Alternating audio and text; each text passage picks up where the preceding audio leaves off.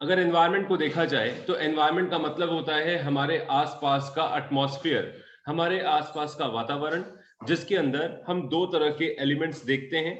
कुछ होते हैं बायोटिक एलिमेंट्स, जिनको हम लिविंग एलिमेंट्स का कॉम्पोजिशन मानते हैं, और कुछ होते हैं एबायोटिक एलिमेंट्स, जिसको हम नॉन लिविंग एलिमेंट्स जैसे कि एयर, वाटर, लैंड एक्सेट्रा, हम इसका कॉम्पोजिशन समझते हैं। अगर आप फंक्शंस ऑफ एनवायरनमेंट देखें कि हमें एनवायरनमेंट क्यों चाहिए या हम एनवायरमेंटल प्रोटेक्शन करें तो क्यों करें, इसका जवाब आप लोगों को कुछ फंक्शंस के तौर पर देना पड़ेगा। जैसा हमने लास्ट क्लास में भी पढ़ा था, और बात हो रही थी फंक्शंस परफॉर्म बाय एनवायरनमेंट, तो हमने सबसे पहला फंक्शन पढ़ा था एनवायरनमेंट प्रोवाइड्स रिसोर्सेज। हमारे देश में या किसी भी इकोनॉमी में या किसी भी जगह प्रोडक्शन अगर होता है तो उसको रिसोर्सेज की आवश्यकता होती है। रिसोर्सेज दो तरह के होते हैं, एक रिन्यूएबल और एक नॉन रिन्यूएबल। जिस भी तरह के रिसोर्सेज आपको चाहिए वो आपको आसपास के वातावरण से यानी एनवायरनमेंट से प्राप्त होते हैं, यानी मिलते हैं। सो सबसे पहला reason why we are protecting our environment, because environment provides valuable resources for production. अगर मैं दूसरे रीजन की बात करूं तो ये है एनवायरमेंट एसिमुलेट्स वेस्टेज। प्रोडक्शन और कंजम्पशन के दौरान जो वेस्ट जनरेट होता है उसको अब्सॉर्ब करने की कैपेसिटी सिर्फ एनवायरनमेंट के पास है। अगर मैं तीसरा रीजन समझूं तो वो है एनवायरनमेंट सस्टेन्स लाइफ। एनवायरनमेंट हमें जीवन प्रदान करता है, ठीक है। We need oxygen to survive and we exhale carbon dioxide, और ये कार्बन डाइऑक्साइड जो है वो प्लांट्स अब्जॉर्ब करते हैं। इसी तरह से हमारे प्रकृति ने यानी हमारी मदर नेचर ने हमारे लिए एक इकोलॉजिकल बैलेंस को सेट किया है, और इसी इकोलॉजिकल बैलेंस के तहत यानी इसी के अंडर हमें हमारा जीवन मिलता है, हमारी लाइफ सपोर्ट होती है।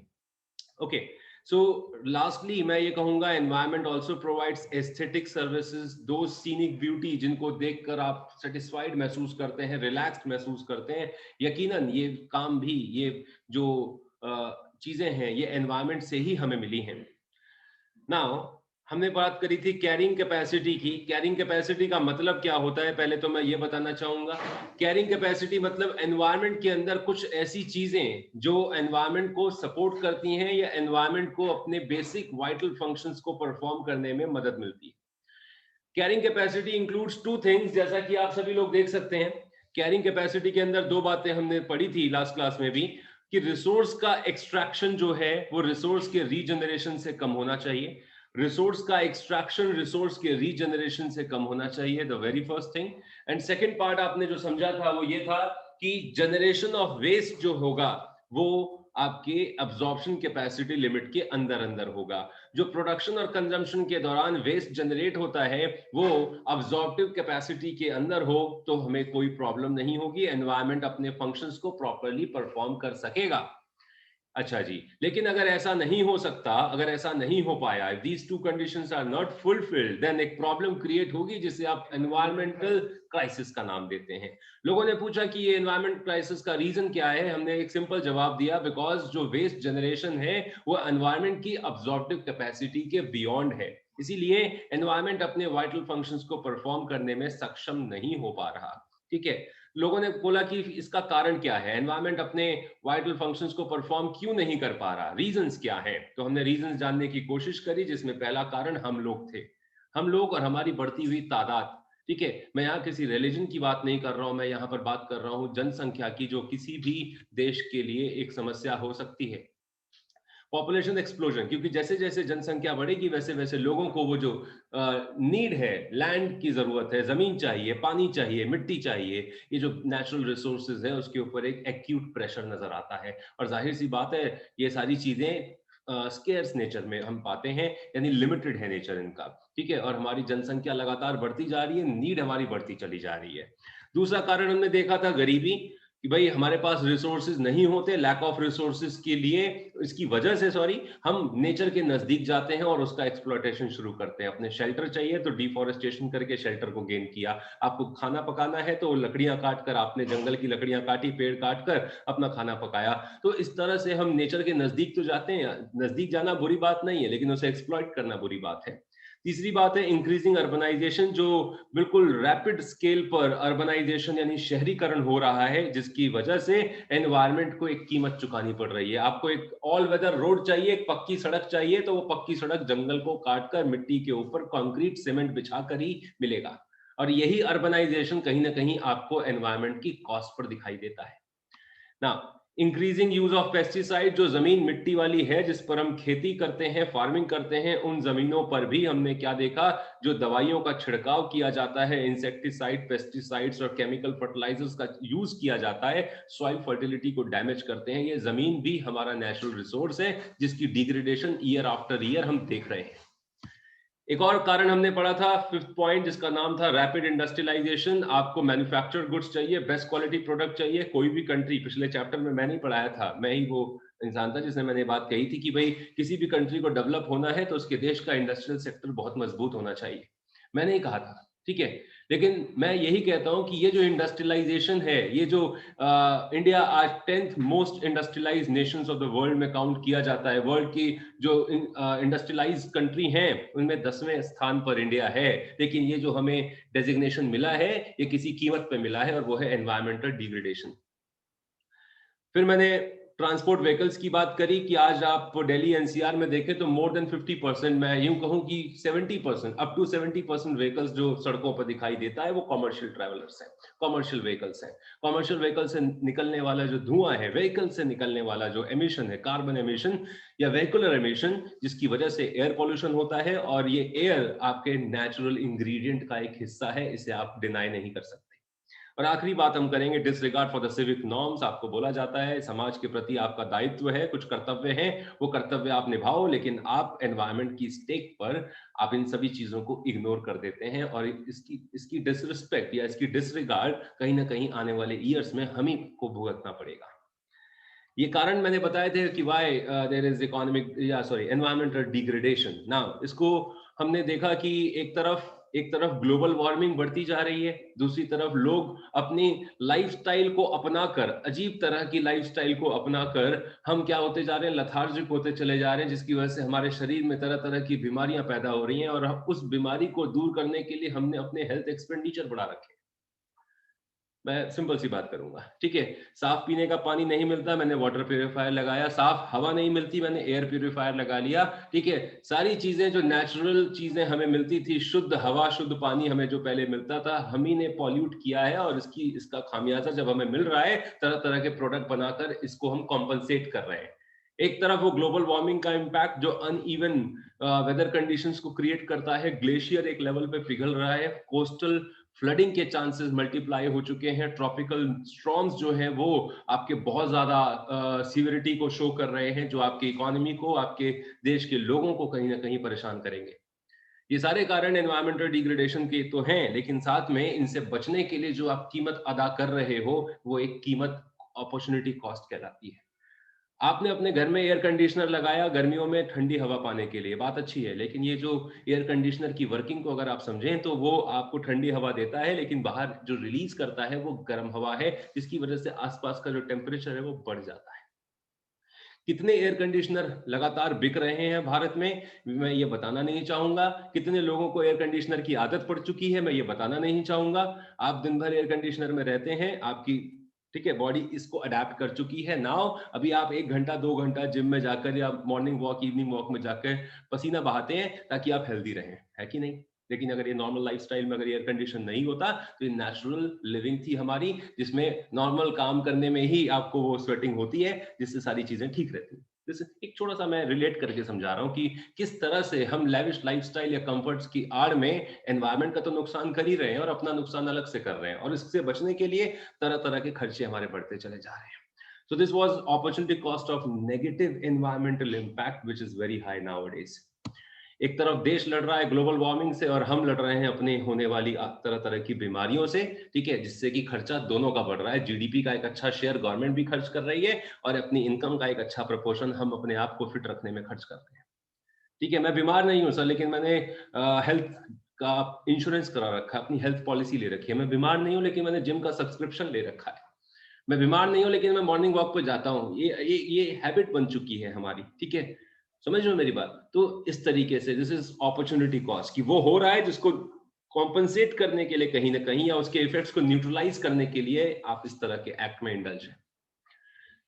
फिर मैंने बताया था ग्लोबल वार्मिंग क्या होती है। बातों बातों में मैंने ग्लोबल वार्मिंग के बारे में शायद अभी पढ़ाया। मैंने कहा कि अगर आप ऑब्जर्व करते हैं कि आपका एटमॉस्फेरिक टेम्परेचर या अर्थ सरफेस का जो एवरेज टेम्परेचर है, अगर वो लगातार बढ़ता जा रहा है, या सी लेवल का जो टेम्परेचर है, ओशंस का जो टेम्परेचर है वो लगातार बढ़ता जा रहा है, so this is the problem of global warming. और ये किसकी वजह से होती है? मैंने 4 बातें बताई थी। मैं बस 4 बातों को वापस आपके सामने रख रहा हूं। मैं चैप्टर को मतलब रिकैप्सुलेट कर रहा हूं, ताकि आपको पिछली क्लास में क्या पढ़ाया और आज हम क्या पढ़ेंगे एक थोड़ा सा ब्रीफिंग हो जाए, ठीक है? सो ग्लोबल वार्मिंग किसकी वजह से होती है? मैंने पहला बताया था कि burning of coal and various fossil fuels, ठीक है? कोल बर्निंग, पेट्रोलियम प्रोडक्ट्स को बर्न करना, जिसकी वजह से कार्बन एमिशन होता है, और कहीं ना कहीं एक कारण, मेजर कारण है। दूसरा कारण है जी डिफॉरेस्टेशन। जिस मात्रा में आप जंगल काट कर अपना कंक्रीट जंगल क्रिएट कर रहे हो, नेचुरल फॉरेस्ट को हटाकर आप एक कंक्रीट फॉरेस्ट क्रिएट कर रहे हो, ये भी एक कारण है ग्लोबल वार्मिंग का। मैंने इसके लिए एग्जांपल दिया था कि दिल्ली में ही अगर आप टेम्परेचर देखें, तो जिस जगह पर, जिस एरिया में पेड़ ज्यादा है, जहां पे ग्रीनरी ज्यादा है, वहां का टेम्परेचर कम होगा कंपैरेटिवली जहां पर ग्रीनरी नहीं है या बहुत कम है, ठीक है? तीसरा कारण मैंने बताया था जो मीथेन गैस सब्सटेंस होता है, जो एनिमल वेस्ट में पाया जाता है, इसका जो अब्जॉर्प्शन है वो भी एनवायरनमेंट ही करता है। और चौथा कारण बताया था मैंने, इंक्रीज्ड कैटल प्रोडक्शन। भारत, हमारा देश, वर्ल्ड की लाइफ स्टॉक पॉपुलेशन का 20% होल्ड करता है। 20% लाइफ स्टॉक पॉपुलेशन मायने रखती है। वर्ल्ड में जो लाइफ स्टॉक पॉपुलेशन है उसका 1/5 इंडिया के पास है। सोचिए जरा इस बात को। ओवर ग्रेजिंग होगा, खाने के लिए चाहिए होगा ना जानवरों को, क्या खिलाएंगे? घास फूस खिलाएंगे। क्या होगा इससे? डिफॉरेस्टेशन की प्रॉब्लम बढ़ेगी, और जो साइमल्टेनियसली जो फर्दर कॉन्सिक्वेंस है वो methane gas substance in the atmosphere, ये भी बढ़ेगा, ठीक है? 4 कारण मैंने बताए ग्लोबल वार्मिंग के, गिन लीजिए। एक तो पहला burning of coal and petroleum product, दूसरा है डिफॉरेस्टेशन, तीसरा methane gas in animal waste, और आखिरी वही है क्या? Increase cattle production which will create deforestation and further methane gas component जो एनवायरनमेंट में इंक्रीज होता है। ये बातें मैंने यहाँ पर समझाई हुई है, देख लीजिए। लास्ट क्लास में इसका डिस्कशन हो चुका था। एंड फाइनली इफेक्ट्स की बात हमने करी थी, तो ice is melting world wide. यहाँ पर आइस का मतलब ग्लेशियर्स है, ठीक है? और जिसका जिसका कॉन्सिक्वेंस है rise in the sea level and increase in the coastal flooding. जो मैंने बताया था, जो समुद्री तूफान है, जो ट्रॉपिकल स्टॉर्म्स हैं, ठीक है, these are likely to become stronger nowadays, ठीक है? आप देख रहे हैं कि इसकी जो इंटेंसिटी है और इनकी जो अकरेंस है मोर फ्रीक्वेंट हो चुकी है, और इंटेंसिटी काफी हाई हो चुकी है। ये एक साइन है हमारे लिए समझने का, अभी भी समझने का एक साइन है। इसके अलावा अगर हम बात करें increase incidence of tropical disease like malaria, cholera, dengue, chikungunya, अलग अलग तरह की जो वाटर बॉर्न डिजीजेज हैं, या इस तरह की जो मौसम के अंदर जो अनइवननेस आ रहा है, वेदर कंडीशंस जो अनइवन होती चली जा रही हैं, इसकी वजह से तरह तरह की बीमारियां पैदा हो रही हैं। And lastly there are thousand of species. Global warming का इंपैक्ट है कि बहुत सारी स्पीशीज खत्म होती चली जा रही है, उनकी प्रजातियां पूरी तरह से विलुप्त होती चली जा रही हैं। वो दिन दूर नहीं है जब हम कहेंगे कि पोलार बियर हुआ करते थे, ये इस तरह के, इस रंग के हुआ करते थे, ये इस एटमॉस्फेयर में रहा करते थे, बिकॉज ग्लेशियर्स जिस लेवल पे पिघल रहा है, ये दिन बहुत दूर नहीं है। मेन इफेक्ट्स मैंने ग्लोबल वार्मिंग के समझाए। फिर बात होती है इसी ग्लोबल वार्मिंग के साथ एक और समस्या की, जिसको आपने ओजोन डिप्लीशन के तौर पर पढ़ा था। एटमॉस्फेयर के ऊपर एक स्ट्रेटोस्फेयर, और वहां पर एक लेयर पाई जाती है जो सन की अल्ट्रावायलेट हार्मफुल रेडिएशंस को प्रोटेक्ट करती है और अर्थ के कांटेक्ट में आने से बचाती है। अगर ऐसा हो जाए कि वो अल्ट्रावायलेट रेडिएशन डायरेक्टली अर्थ की कांटेक्ट में आएगा, तो ह्यूमन बींग्स के अंदर स्किन कैंसर जैसी चीजें कॉमन हो जाएंगी, एनिमल्स के अंदर स्किन कैंसर डेवलप होगा, growth of terrestrial plants affect करेगा, साथ में aquatic and marine life disturb होगी। Ozone layer is just like a filter. मतलब आपके घर में अगर मान लीजिए पानी साफ नहीं आ रहा है, आपने वाटर प्यूरिफायर लगा दिया, that filter will work for you, और वो फिल्टर करके साफ पीने का पानी देगा आपको, ठीक है? सिमिलरली यही फिल्टर एक ओजोन लेयर है। ओजोन लेयर अगर खराब हो जाती है, इसका मतलब समझिए कि आपके घर का फिल्टर खराब हो रहा है, खराब पानी आएगा, बीमार पड़ोगे, ठीक है? बिल्कुल वही चीज है कि अगर ओजोन लेयर डिप्लीट हो जाए, तो सन की अल्ट्रावायलेट रेज जो है वो डायरेक्ट कांटेक्ट में आएंगी आपके, और आप बीमार पड़ोगे। कैसे? स्किन कैंसर जैसी चीजें, aquatic life, marine life, terrestrial plants की ग्रोथ, ये सारी चीजें अफेक्ट होंगी। इससे बचने के लिए क्या कुछ प्रयास किए गए, मैंने आपको बताया था मॉन्ट्रियल प्रोटोकॉल। जी हाँ, बिल्कुल सही। इसके लिए हमने क्या किया, हमने पहचाना कि इसका एकमात्र जो सोर्स है वो है मैन मेड क्लोरोफ्लोरोकार्बन CFC, जिसका इस्तेमाल धड़ल्ले से कूलिंग सब्सटेंस के तौर पर किया जाता था। ठीक है, हमने देखा कि यही कूलिंग सब्सटेंस के तौर पर इस्तेमाल किया जाने वाला CFC एक मेजर कंट्रीब्यूटर है ओजोन लेयर डिप्लीशन का। तो हम सभी मेंबर कंट्रीज ने एक ट्रीटी बनाकर इस एग्रीमेंट को साइन किया कि by the year end 2013, March end 2013, production और consumption of chlorofluorocarbon signing member countries के अंदर बंद किया जाएगा। और इसका नतीजा बहुत अच्छा है। इंडिया ने इस एग्रीमेंट को, जिसका नाम मॉन्ट्रियल प्रोटोकॉल है, इस एग्रीमेंट को 17 सितंबर 1992 लंदन अमेंडमेंट के दौरान साइन किया गया। क्योंकि भारत 1991 से पहले, आप सबको ये इतिहास मालूम है, 1991 से पहले भारत बहुत ज्यादा, मतलब जिसे कहते हैं ना कि इंटरैक्टिव नहीं था। वर्ल्ड इकोनॉमी से हम बचने की कोशिश करते थे, कंपटीशन को अवॉइड करने की कोशिश करते थे। जो बड़े बड़े डेवलपिंग नेशंस जो रिएक्शंस रख रहे हैं एनवायरनमेंट के प्रति, उनको हम इग्नोर करने की कोशिश करते थे। हमें तो बस अपने आप को बचाना था ताकि हमारी कंट्री में फिर से कोई इन्वेड ना कर जाए। ठीक है, लेकिन जब 1991 के बाद में हमें समझ आया कि भाई भारत अब वो देश नहीं है जिसके अंदर कोई दूसरी कंट्री आकर अपना राज करेगी।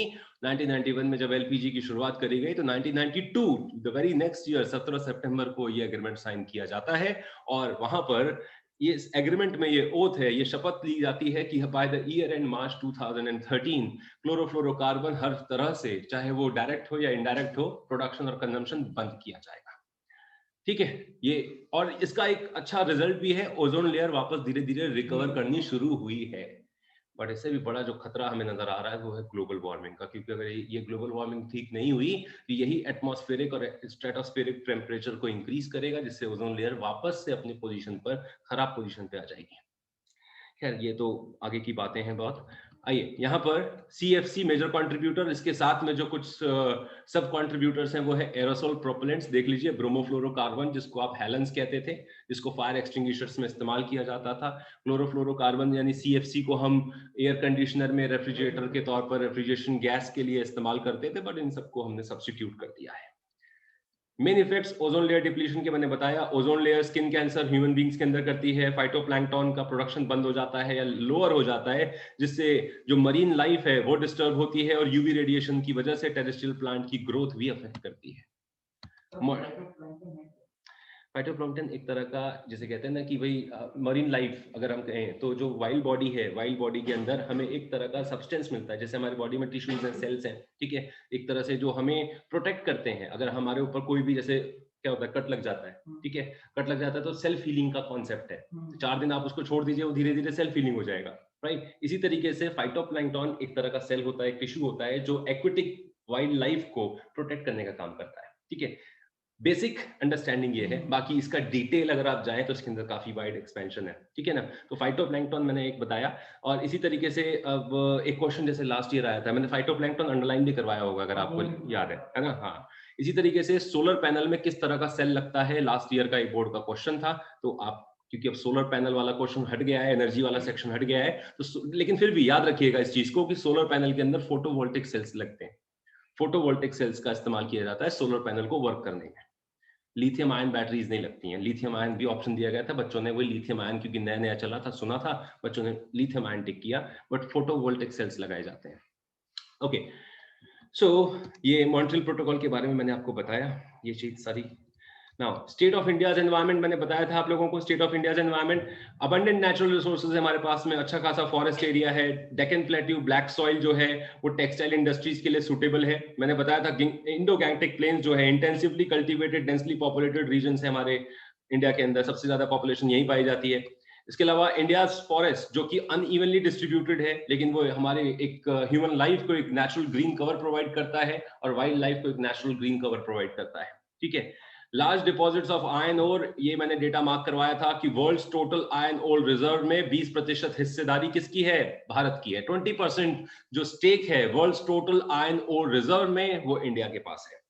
Bauxite, copper, chromate, diamond, gold, lead, lignite, uranium, zinc, manganese, ठीक है, ये सारी चीजें भारत में अलग अलग राज्यों में पाई जाती है। इसके अलावा इंडिया की जो समस्या है, जो एनवायरमेंटल प्रॉब्लम है, ये एक डिकोटॉमी सिचुएशन फेस कर रही है। डिकोटॉमी का मतलब होता है टू अनयूजुअल थिंग्स, जो अलग अलग बातें हैं, इनको अगर हम मिक्स करके देखें तो उसका एक फ्यूजन क्रिएट होता है ना। ये फ्यूजन क्या है, ये इसका मतलब समझिए। अमीर कहता है कि गरीबों की वजह से एनवायरमेंटल डिग्रेडेशन हो रहा है, और गरीब कहते हैं कि इन अमीरों की वजह से, इनके लाइफस्टाइल की वजह से एनवायरमेंटल डिग्रेडेशन हो रहा है। तो कौन जिम्मेदार है एग्जैक्टली? जब हमने स्टडी किया तो पता चला कि पुअर पीपल बेसिक एमिनिटीज ना मिलने की वजह से वो नेचर के नजदीक हो जाते हैं। जैसे मैंने बताया, शेल्टर के लिए डिफॉरेस्टेशन, खाना बनाने के लिए जंगल की लकड़ियां काटते हैं, पेड़ काटते हैं, ये उनका एक कंट्रीब्यूशन है जिसकी वजह से एनवायरमेंटल डिग्रेडेशन हो रहा है।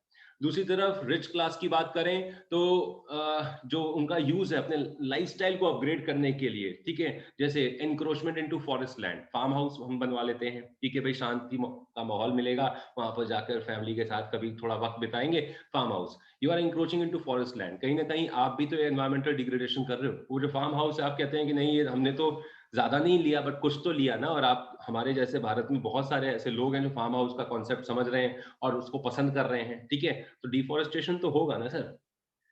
फार्म हाउस में पूरा कंस्ट्रक्शन नहीं कर सकते, ठीक है ना, 75% तक उसका एक रेशियो है, उतना ही हम पक्का कंस्ट्रक्शन कर सकते हैं, बाकी आपको ग्रीन एरिया छोड़ना पड़ेगा, but still that area is occupied by you, not by the wild life, ठीक है। इसके अलावा वेहिकुलर एमिशन है सबसे ज्यादा। वेहिकुलर एमिशन, गाड़ियों का ज्यादातर इस्तेमाल करना, पब्लिक ट्रांसपोर्ट को अवॉइड करना, ये कारण है, ठीक है। तो हम ये नहीं कह सकते कि because of poor people environment degradation हो रहा है, हम ये नहीं कह सकते because of only rich people environmental degradation हो रहा है। दोनों का कंट्रीब्यूशन कहीं ना कहीं एनवायरमेंटल डिग्रेडेशन में है, और ये दोनों ही हमारे समाज का हिस्सा हैं, इनको हम अलग नहीं समझ सकते। इसके बाद चैलेंजेस की बात हुई थी, land degradation, land quality year after year degrade होना, लॉस ऑफ वेजिटेशन, ठीक है, फर्टिलिटी, सॉइल फर्टिलिटी को डिक्लाइन होते हुए हम देख रहे हैं। ये चैलेंजेस हमने लास्ट क्लास में पढ़े थे, बस मैं रिवाइज करा रहा हूं आपको। डिग्रेडेशन ऑफ फॉरेस्ट, जिसको आप डिफॉरेस्टेशन कहते हैं। डिफॉरेस्टेशन में क्या होता है कि हम एक फॉरेस्ट एरिया को कन्वर्ट कर देते हैं किसी नॉन फॉरेस्ट यूज के लिए परमानेंटली, ठीक है। डिफॉरेस्टेशन बहुत रैपिड स्केल पर राइज हो रहा है, ये डेटा याद रखने वाला है, ये वाला डेटा याद रखने वाला है। एक ह्यूमन बीइंग को अगर आप पर कैपिटा फॉरेस्ट लैंड देखें, ठीक है, पर कैपिटा फॉरेस्ट लैंड, तो 0.47 हेक्टेयर ऑफ फॉरेस्ट लैंड हमें चाहिए। फॉरेस्ट लैंड, जमीन नहीं, ड्राई नहीं, फॉरेस्ट लैंड चाहिए 0.47 हेक्टेयर।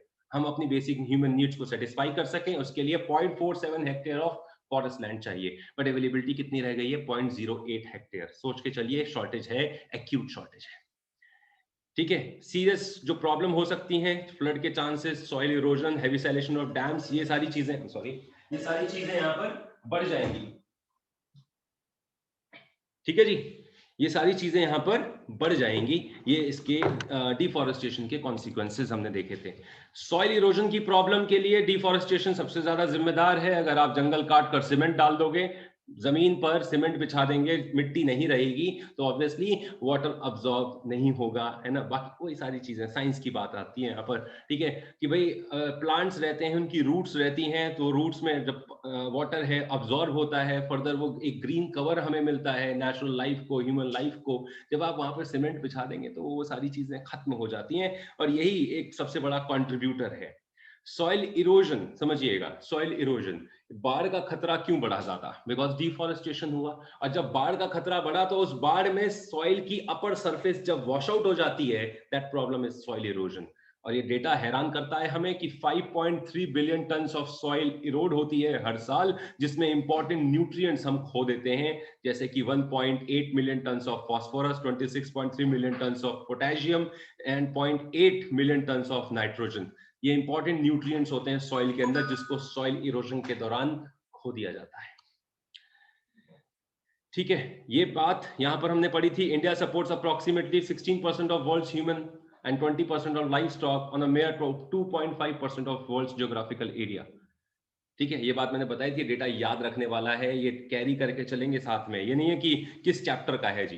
तो ये बात लाजमी है कि जब हमारे देश में 2.5% एरिया पे देश का 16% और विश्व का, मतलब वर्ल्ड का 16% ह्यूमन और वर्ल्ड का 20% लाइफ स्टॉक पॉपुलेशन रहता है, तो डेंसिटी ऑफ पॉपुलेशन हाई होगा, और क्वालिटी ऑफ लाइफ वहां पर कहीं ना कहीं चैलेंज्ड होगा, ठीक है, राइट। एयर पॉल्यूशन की समस्या हमने पढ़ी थी। एयर पॉल्यूशन, एयर के अंदर कुछ ऐसे particles which is harmful for human and environment. ठीक है, इसको कैसे रोका जा सकता है? मेजर कंट्रीब्यूटर वेहिकुलर इमिशंस हमने देखा। India is one of the 10th most largest industrialised Nations of the world, but ये जो हमें ये डेजिग्नेशन, ये जो हैसियत मिली है, ये एक कीमत चुकाकर मिली है, and that is environmental degradation. ठीक है, this achievement comes with unwanted and unanticipated consequences like unplanned urbanization, pollution and the risk of accident।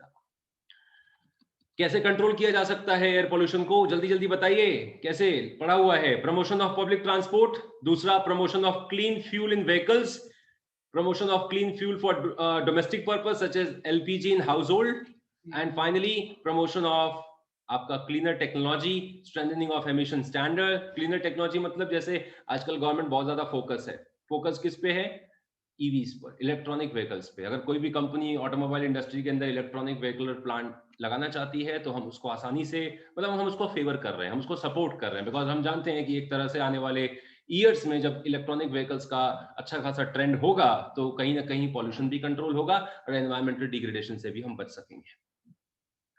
ये बातें हमने पढ़ ली थी लास्ट क्लास में, मैंने रिवाइज करा दिया बिल्कुल फ्रेश होने के लिए कि यार ये चीज चैप्टर है और यहां तक हम पढ़ चुके हैं, ये समस्याएं हैं, अब हम समाधान की बात करेंगे, यानी सस्टेनेबल डेवलपमेंट। डेवलपमेंट जो 1 साल का हो या 2 साल का हो, उसे डेवलपमेंट नहीं कहिएगा, उसे ग्रोथ कहते हैं। डेवलपमेंट वो होता है, सस्टेनेबल ग्रोथ करके कोई कॉन्सेप्ट नहीं है। हाँ जी, सस्टेनेबल ग्रोथ करके सर जी कोई कॉन्सेप्ट नहीं है, सस्टेनेबल ग्रोथ करके कोई कॉन्सेप्ट नहीं है, सस्टेनेबल डेवलपमेंट है। एंड मैंने आपको एक जगह पर क्लास में फॉर्मूला पढ़ा दिया था कि इकोनॉमिक ग्रोथ में चेंज को ऐड कर दीजिए तो इकोनॉमिक डेवलपमेंट मिलता है। याद है वो फॉर्मूला? बिल्कुल उसी तरह से सस्टेनेबल डेवलपमेंट का मतलब है जो कॉन्टिन्यूअस एफर्ट है आपके एनवायरमेंटल डिग्रेडेशन को बचाने के लिए या उसको प्रोटेक्ट करने के लिए, ये कॉन्टिन्यूअस एफर्ट लगाते रहिए। साथ में new substitutes of resources and development, जिसको आप इन्वेंशन एंड इनोवेशन कह सकते हैं, उसको आप साथ में चेक करते रहिए। This will provide you sustainable development. Development जो आने वाले कई सालों तक चले, डेवलपमेंट जो रिसोर्सेज आज हमारे पास मौजूद हैं, वो रिसोर्सेज हम आने वाली जनरेशंस को देके जा सकें। मेरी एक लाइन सुन लेना, आने वाली जनरेशंस को अगर हम अपने से बेहतर क्वालिटी ऑफ लाइफ नहीं दे सकते तो अपने से बदतर देने का भी हमारा अधिकार नहीं है। जो रिसोर्सेज हमने अपने लाइफस्टाइल में, अपने लाइफस्टाइल नहीं, लाइफ स्पैन में हमने जो रिसोर्सेज देखे हैं, आपने साफ पीने का पानी देखा है, आपने शुद्ध हवा देखी है, कम से कम ये आने वाली जनरेशन भी देखें। ये उनको हक है, ये उनका अधिकार है। अपनी डेवलपमेंट के लिए इन सबको नुकसान पहुंचा देना और ये सारे रिसोर्सेज को कंज्यूम कर जाना, ये डेवलपमेंट नहीं होता। ये एक, जैसे कहते हैं ना कि सेल्फ ईगोइज्म की प्रॉब्लम है। ये आपका ये है भाई, देखो कोई भी कंट्री नंबर 1 पे पहुंच सकती है कैसे? अपनी कंट्री के जितने भी रिसोर्सेज हैं सारे इस्तेमाल कर दो, इस तरह से इस्तेमाल कर दो कि जी खत्म, नंबर 1 पहुंच जाओगे। लेकिन नंबर 1 कितने दिनों तक रहोगे और आने वाले आपकी कंट्री में जो जनरेशंस हैं, क्या वो ये नंबर 1 पोजीशन होल्ड कर पाएंगी? ये एक चैलेंज है। तो हमें अपने रिसोर्सेज का इस्तेमाल करना है इस तरह से कि हम अपने लाइफस्टाइल को, अपनी क्वालिटी ऑफ लाइफ को अपग्रेड करें, but not at the cost of future generations need. This is sustainable development. एक बात पढ़ते हैं मेरे साथ, इसको समझिए। Sustainable development is the development, यहाँ पे आइए, यहाँ पे पढ़ रहे हैं। Sustainable development is the development which will allow all the future generation to have a potential average quality of life that is, ये important है, that is at least as high as which is being enjoyed by the current generation। कम से कम उतना तो जितना हमें मिला है। मतलब वही वाली बात हो गई ना, अपने से बेहतर नहीं दे सकते ना, तो अपने से बदतर भी मत दे देना, कम से कम उतना तो देके जाओ यार जो तुम्हें मिला है। फाइनली आगे बढ़ते हैं इसी में। The basic aim of sustainable development is to ensure that present generation should leave stock of quality of life. This is bold किया हुआ है, leave the stock of quality of life। stock ये नहीं है कि अरे पानी छोड़ दिया, हवा छोड़ दी थोड़ी सी, ये नहीं, stock of quality of life। ठीक है, for the next generation which is no less than what we have inherited। तुम्हें क्या मिला था? घर से लेके आए थे या पैदा हुए थे तो ऊपर से लेके आए थे कि हवा लाए हो अपने जीवन के लिए? हाँ, ये पानी भी लेके आए हो साथ में पीने के लिए, भगवान ने दिया है मुझे, ऊपर वाले ने दिया है मुझे, ऐसा नहीं ना। सब यही मिला ना, मदर नेचर ने प्रोवाइड किया है ना, ये आपकी इनहेरिटेंस है, ये विरासत है, समझ गए? और इस विरासत में जो मिला है आपको, वो आपका नहीं है, वो सबका है। तो आपके आने वाली जनरेशंस का जो फ्यूचर है हमारे देश का, ठीक है, उनका भी है, तो उनको भी देकर जाना है। अपने से बेहतर करने की कोशिश करो, नहीं कर सकते तो इससे नीचे मत लेकर जाना। ये है सस्टेनेबल डेवलपमेंट। एनवायरमेंटलिस्ट की बात करें, ये जो शोधकर्ता होते हैं, जो क्रिटिक्स होते हैं, जो एनवायरमेंटलिस्ट होते हैं, अगर हम उनकी बात सोचें तो environmentalist have used the term sustainability in an attempt to clarify the desired balance between economic growth on the one hand and environmental preservation on the other. Sustainable development का मतलब उसके एक एनवायरमेंटलिस्ट की नजर में यह है कि पर्यावरण बचाओ और देश की तरक्की करो, वो है सस्टेनेबल डेवलपमेंट। पर्यावरण खोकर देश की तरक्की अगर करी है, वो डेवलपमेंट सस्टेनेबल नहीं है। ठीक है जी। यार दुबई की केस स्टडी की बात कर रहा था मैं लास्ट क्लास में, बैच में मैंने बात करी थी, आपके बैच में दूसरे बैच में मैंने बात करी थी दुबई की। एक बच्चे ने डाउट पूछा था मुझसे, मैंने उसको बोला था, मैं दुबई की केस स्टडी पढ़ो वाटर के ऊपर। वाटर रिसोर्सेज दुबई में ऑलमोस्ट निल है। जमीन खोदिए तो ऑयल रिजर्वायर मिलता है ना, ऑयल मिलता है, पानी नहीं है। इंडिया में जमीन खोदिए पानी मिलता है, वो भी तो हमने खत्म कर दिया है। ठीक है जी। तो बात यह है कि दुबई में पानी कहां से आएगा, खरीद के पीते थे, वो भी स्केर्सिटी होने लग गई। तब उन्होंने वाटर ट्रीटमेंट प्लांट्स लगाए। वाटर ट्रीटमेंट प्लांट्स में क्या है, समुद्र का पानी लेते हैं, सी वाटर लेते हैं और उसको रिफाइन करते हैं, उसे पीने के लायक बनाते हैं, प्लस बाकी का बचा हुआ जो मिनरल्स है वो वापस सी में डालते हैं ताकि एक्वेटिक लाइफ डिस्टर्ब ना हो। समझ रहे हो, उन्होंने अपना इंतजाम किया है कि भाई ठीक है हमारे देश में पानी नहीं है, लेट्स स्टार्ट थिंकिंग कि भैया हम क्या कर सकते हैं, नया क्या कर सकते हैं। ठीक है, हम नई चीज क्या इन्वेंट कर सकते हैं। वाटर ट्रीटमेंट प्लांट्स लगाए उन्होंने, सी वाटर को वो लोग क्या करते हैं, रिफाइन करते हैं, उसे पीने के लायक बनाते हैं। ठीक है, and that is equally good as जो हमें मिल रहा है पानी, बिल्कुल उसी की तरह। सर अभी अंडरग्राउंड वाटर पे ही चल रहे हैं, और जो ट्रीटमेंट सी वाटर ट्रीटमेंट है अभी इंडिया में इतना चालू ही नहीं। कॉस्टली प्रोसेस है सर। ठीक है, हमारा तो अभी तो हम यही रिक्वेस्ट कर रहे हैं कि रेन वाटर हार्वेस्टिंग करिए।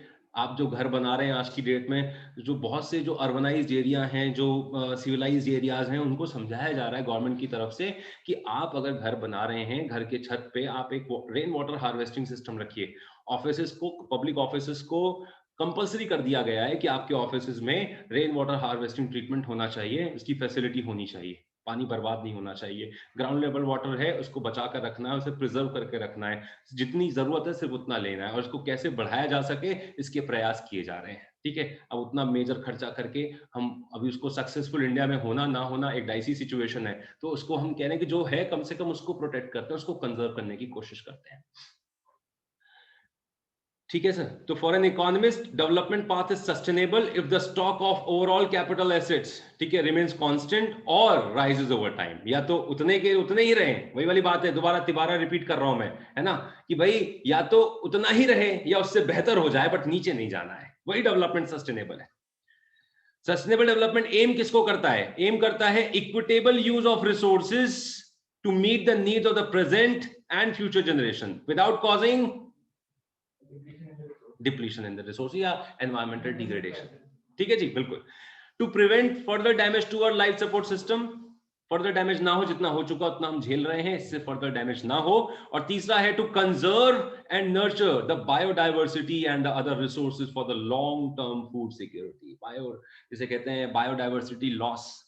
मुझे आप में से, आप सभी मेरे को इंटेलेक्चुअल लगते हैं, आप बता सकते हैं बायोडाइवर्सिटी लॉस क्या होता है?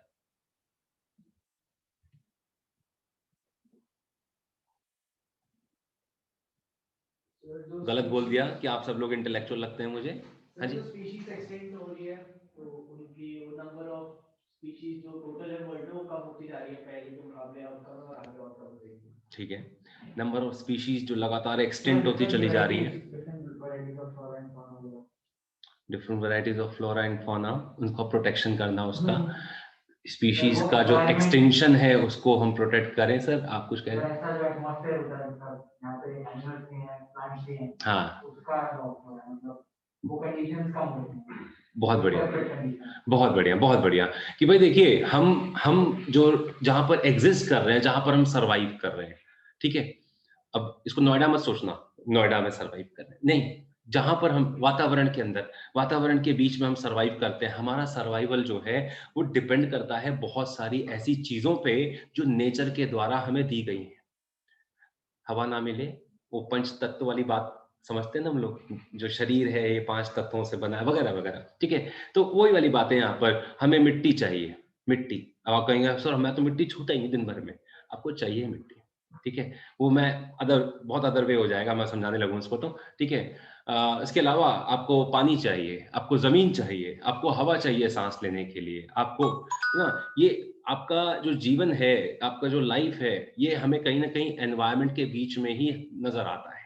अच्छा एक बात बताइए, अगर आप प्लांट सोचिए, प्लांट बिल्कुल भी नहीं है, आपको ऑक्सीजन सिलेंडर्स कैरी करने पड़ेंगे अपने साथ में, बिकॉज वो प्लांट ही हैं जो आपको ऑक्सीजन देते हैं, और आप जो एक्सेल करते हैं कार्बन डाइऑक्साइड एनवायरनमेंट में, वो प्लांट अब्सॉर्ब करते हैं। मतलब ये समझ आ गया, ये बैलेंस है, ये नेचर के द्वारा बनाया गया इकोलॉजिकल बैलेंस है कि भाई ये दोनों एक दूसरे की नीड को सेटिस्फाई करेंगे।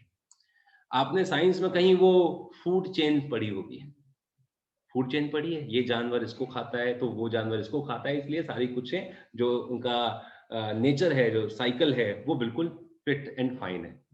अब आप कहते हो कि नहीं जी, एक बस एग्जांपल दे रहा हूं मैं और कुछ नहीं।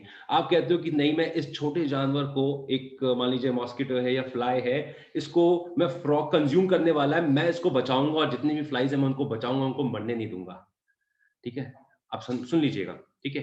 ये नेचुरल कोर्स ऑफ लाइफ के अंदर ये दिया गया है कि भाई उसका पेट उन्हीं से भरेगा, ठीक है, और वो फर्दर यही चेन चलती चली जाएगी, ठीक है ना। अब आप कहेंगे नहीं मैं तो इसको प्रोटेक्ट कर लूंगा, मैं एक होने नहीं दूंगा, आप कहीं ना कहीं डिस्टर्ब कर रहे हैं बायोलॉजिकल, जो आपका बायोडाइवर्सिटी है उसको कहीं ना कहीं डिस्टर्ब कर रहे हैं। डाइवर्सिटी का मतलब समझिएगा, बायोडाइवर्सिटी का मतलब, बायोडाइवर्सिटी बायोलॉजिकल डाइवर्सिटी जो हमें प्राप्त है नेचर के द्वारा। हम एक दूसरे के ऊपर डिपेंडेंट है कहीं ना कहीं, ठीक है, हम नेचर के ऊपर डिपेंडेंट है कहीं ना कहीं। तो अगर नेचर में कोई चीज माइनस है तो इसका मतलब हमारे अंदर भी कोई चीज माइनस होने वाली है, अभी नहीं है तो कल होगी। ये लॉस है, बायोडाइवर्सिटी लॉस। तो इस बायोडाइवर्सिटी लॉस को, यानी नेचर के द्वारा दिए गए इकोलॉजिकल बैलेंस को हमें मेंटेन करना है, यही सस्टेनेबल डेवलपमेंट है और कुछ नहीं। समझ गए? आगे और आते हैं, चलिए। How to achieve sustainable development, how to achieve sustainable development में सजेशंस दिए जा रहे हैं। सबसे पहला सजेशन है, restrict the use of renewable sources. Sir renewable sources तो रिन्यूएबल है, रिन्यूएबल सोर्सेज में रिस्ट्रिक्शन किस बात का? यूज करो ना यार, जितना कर सकते हो। प्रोडक्शन से ज्यादा ना हो। वही वाली बात हो गई ना, कि इतना बनाइए जितनी डिमांड है, अगर उससे ज्यादा बनाएंगे तो अननेसेसरली आप उसका ओवर यूटिलाइजेशन करेंगे। Restrict the use of renewable sources. और अगर नॉन रिन्यूएबल सोर्सेज का इस्तेमाल कर रहे हो तो आपसे रिक्वेस्ट है कि उसे सब्स्टिट्यूट करो, substitute non renewable sources with the renewable one. और रिन्यूएबल वाला कर रहे हो तो उसको भी ऑप्टिमली करो, बर्बाद वाला मत करो। बर्बाद वाला सेंस मतलब जबरदस्ती का आप प्रोडक्शन करे जा रहे हो।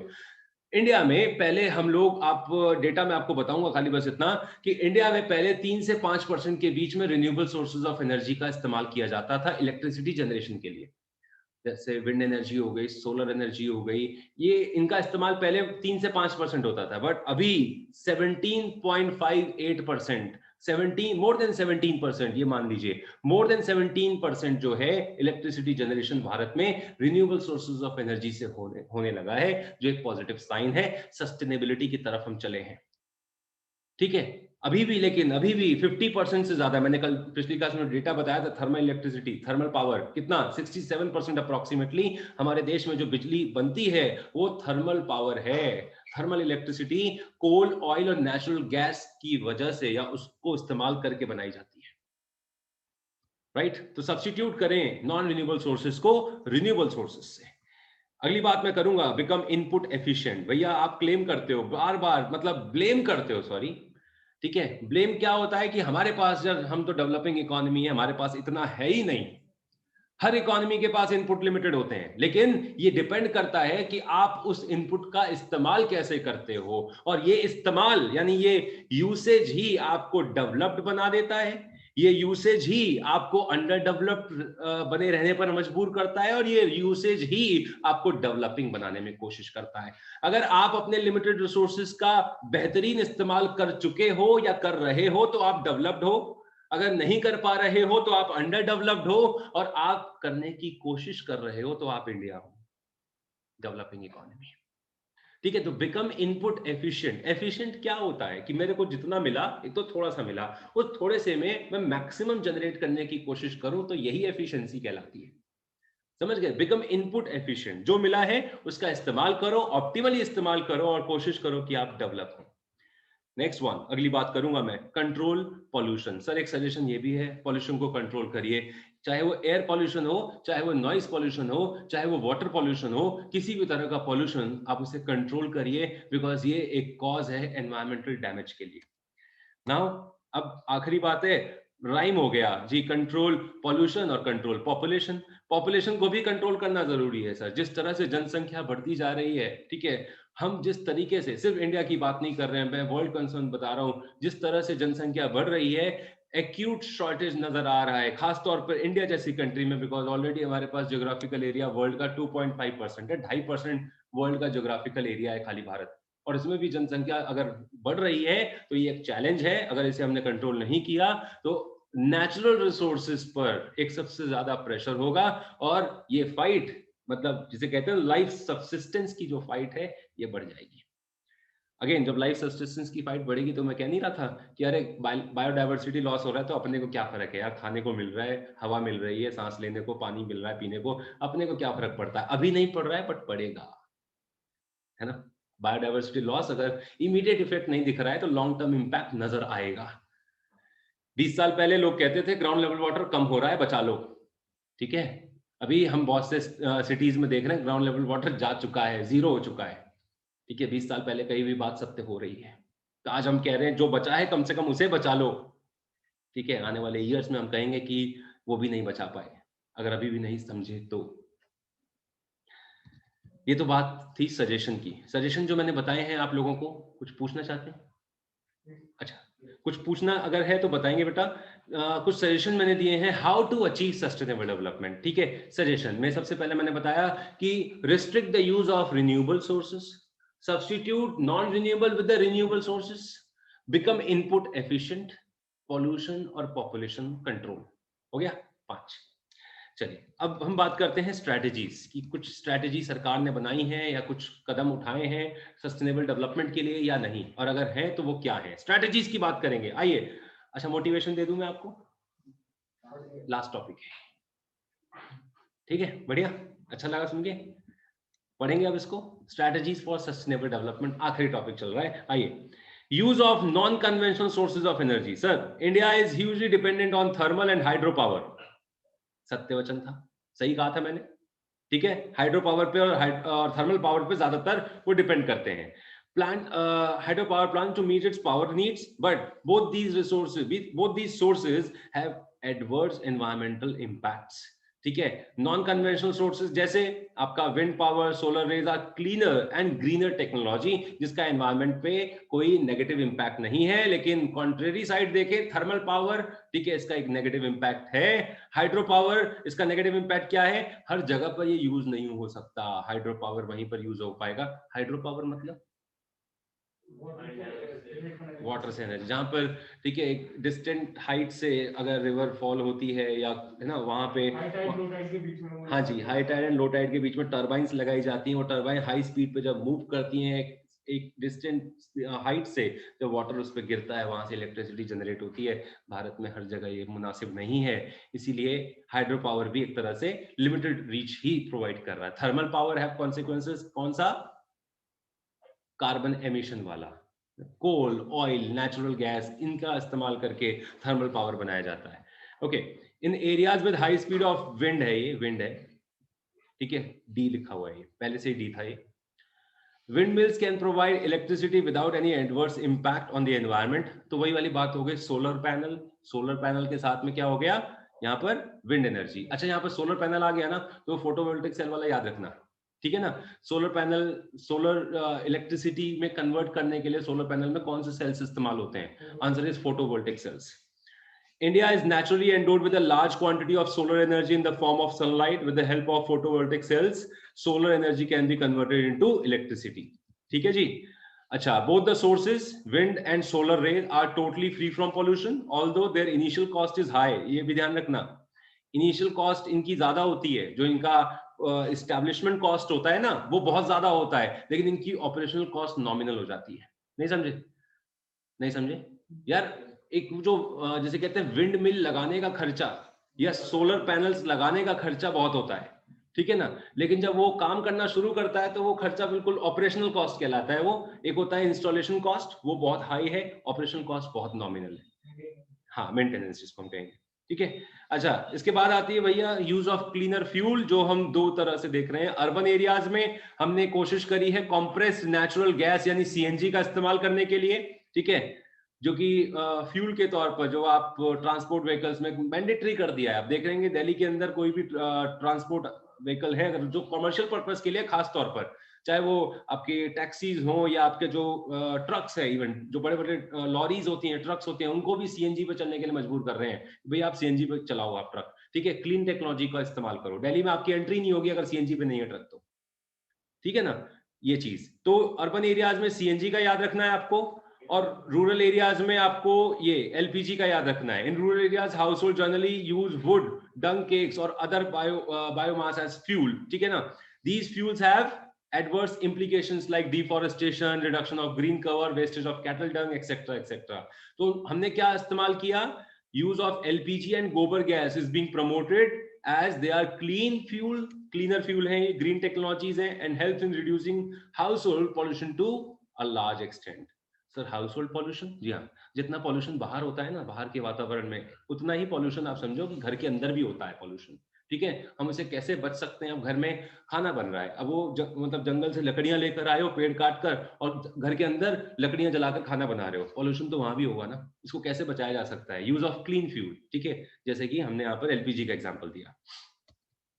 तीसरा यहाँ पर आता है जी establishment of mini hydel plant, जो माउंटेनियस रीजन्स होते हैं, ठीक है, ऊंचे पहाड़ों पर बात करें अगर हम, वहां पे इलेक्ट्रिसिटी सप्लाई कराना एक बहुत बड़ा चैलेंज होता है अथॉरिटीज के लिए। लेकिन उन माउंटेनियस रीजन्स का एक खासियत, एक फीचर होता है, वहां पर आपको वाटरफॉल काफी अच्छा खासा मिल जाएगा, ठीक है। तो ऐसे एरियाज में आपको मिनी हाइडल प्लांट्स लगाने चाहिए, ठीक है, मिनी हाइडल प्लांट्स लगाने चाहिए ताकि आसपास के इलाकों में इलेक्ट्रिसिटी की सप्लाई मिनी हाइडल प्लांट से हो सके।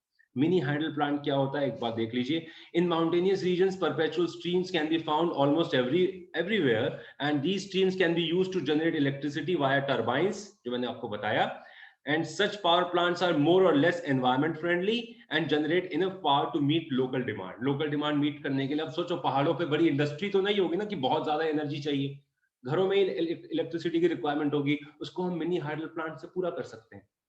वहां तक थर्मल इलेक्ट्रिसिटी पहुंचाना, उसका डिस्ट्रीब्यूशन ही आपके लिए एक चैलेंज रहेगा। तो ऐसी जगहों पर आप सस्टेनेबल रिसोर्सेज का इस्तेमाल करो, जो मिनी हाइडल प्लांट सजेस्ट किया जा रहा है। ओके, एंड यहां पर आइए traditional knowledge and practice. Traditional knowledge and practice, ठीक है, इसमें जो ये बताया गया है, देखिए, आयुर्वेदा, योगा, यूनानी, सिद्धा, होम्योपैथी एंड नेचुरोपैथी, ये आपको मालूम है ना, इसको हम आज कहते हैं आयुष। आयुष ट्रीटमेंट कहते हैं हम इसको, ठीक है।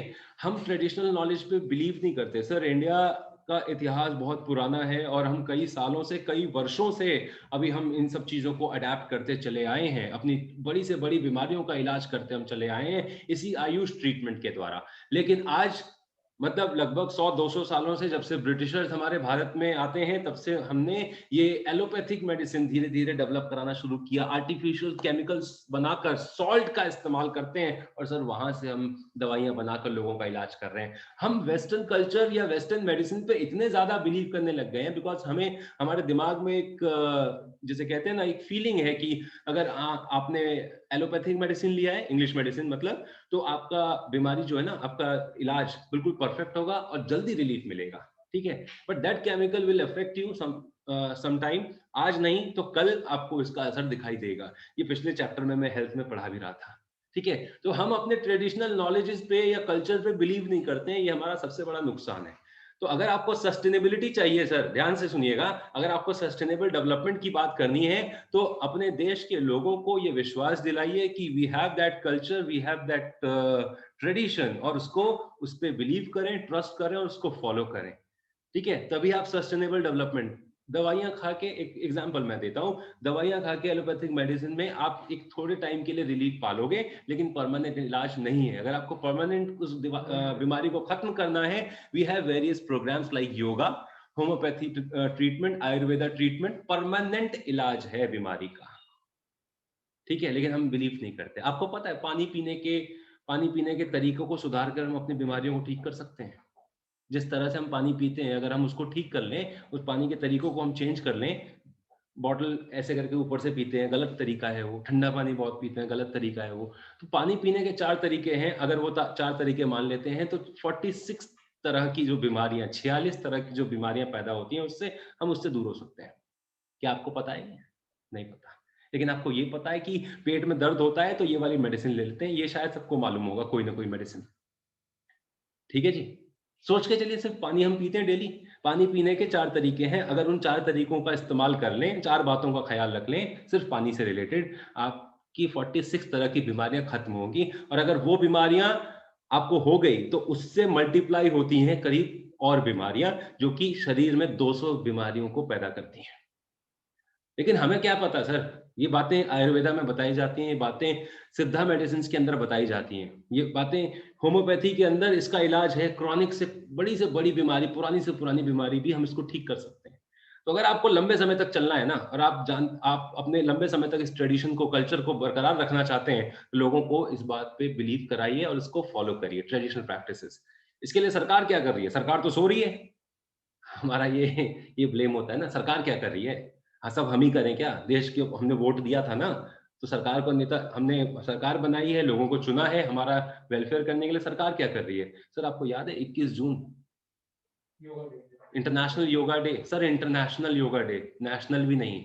इंडिया ने इनिशिएटिव लिया इसका, इसकी पहल करी है। उस दिन, एक दिन हम पूरा सेलिब्रेट करते हैं जागरूकता के तौर पर। हम आपको अवेयर करते हैं कि अगर योगा अपने जीवन में नॉर्मली 15-20 मिनट एक्सरसाइज, आप बच्चे कहते हैं आज की डेट में हम योगा नहीं करेंगे, जिम करेंगे या कुछ करेंगे, आप रनिंग कर लो, नॉर्मल आप कोई भी एक्सरसाइज करते हो 20 से 25 मिनट, आप फिट एंड फाइन रहोगे। अवेयरनेस फैलाया गया, बस, और कुछ नहीं करना। दवाई से तो बेहतर है ना 15 मिनट 20 मिनट वॉक करना या जॉग करना। दिस इज द पार्ट जो मैं आपको समझा रहा हूँ, right? Traditional knowledge is in practice. Now use of biocompost, and यहां पर समझिए, यूज ऑफ बायोकंपोस्ट को पढ़िए मेरे साथ। The use of chemical fertilizers to increase agriculture production has not only adversely affected large areas of productive land, but also contaminated water bodies. Sir, जो आप chemical fertilizers इस्तेमाल करते हो, land तो degrade होता ही होता है, water bodies पर भी इसका impact पड़ता है। अगर मैं कहूँ, due to the use of chemical fertilizers, demand for irrigation has been going up and up year after year. एक फैक्ट बताना चाहता हूं, बस सुन लीजिए। वो फैक्ट ये है कि हमारे देश में जहां पे भी हाई यील्डिंग वैरायटी सीड्स से प्रोडक्शन होता है, वहां पर इरिगेशन रिक्वायरमेंट जो है, नॉर्मल इरिगेशन रिक्वायरमेंट से 4 टाइम्स से लेकर 10 टाइम्स तक बढ़ जाती है, depending on the nature of crop. समझ में आया? 4 गुना से लेकर 10 गुना तक पानी की रिक्वायरमेंट बढ़ जाती है अगर केमिकल फर्टिलाइजर से फार्मिंग होगी तो। समझ में आया? और पानी की रिक्वायरमेंट, चाहे आप ट्यूबवेल लगा के करें, चाहे कहीं से करें, पानी की बर्बादी तो होगी ना। समझ आ रहा है? यहाँ पर वही चीज तो हम समझ रहे हैं कि यार कंजर्व करो, आने वाली जनरेशन को दो।